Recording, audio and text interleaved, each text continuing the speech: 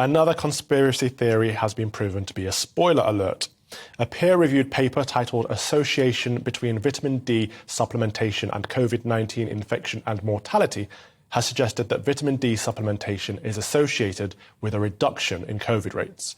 The report found that vitamin D3 was associated with significant 33% decrease in mortality within 30 days of COVID infection. The report added, "These associated reductions in risk are substantial and justify more significant exploration/confirmation using randomized controlled trials. This is particularly important given the high rates of vitamin D deficiency." And now the Sunday Times are reporting that ministers are to reconsider vitamin D as a potential weapon against COVID-19 after Matt Hancock wrongly claimed that the government scientists had run unsuccessful tests. Vitamin D deficiency has long been associated with reduced immune function that can lead to viral infection. Vitamin D3 supports a healthy immune system, often taken with K2, which regulates normal blood clotting. When I asked a doctor about the possible use of therapeutics and vitamin D in combating COVID, he laughed at me and called me a jumped-up wannabe and some other expletives that I cannot mention on air.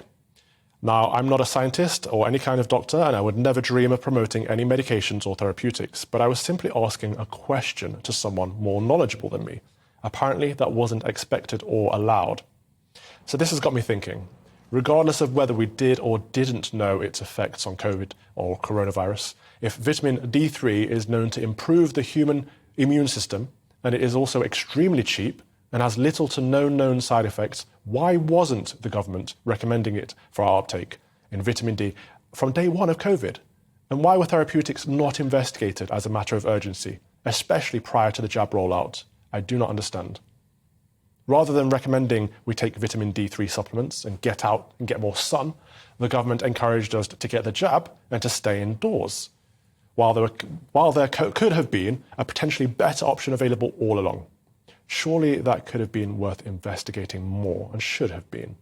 I think dissenting voices were silenced, with vitriol directed at anyone who dared ask questions, and the perpetrators are now requesting a COVID amnesty. In my opinion, lies were told, freedoms were taken, and lives were lost. I think there should be an independent inquiry, if not a trial. Surely the possible advantages of vitamin D3 should have been investigated further. Of course, we should forgive. But before forgiveness comes contrition and repentance. And having a jolly in the jungle does not suffice. Hold the line and never forget, no amnesty.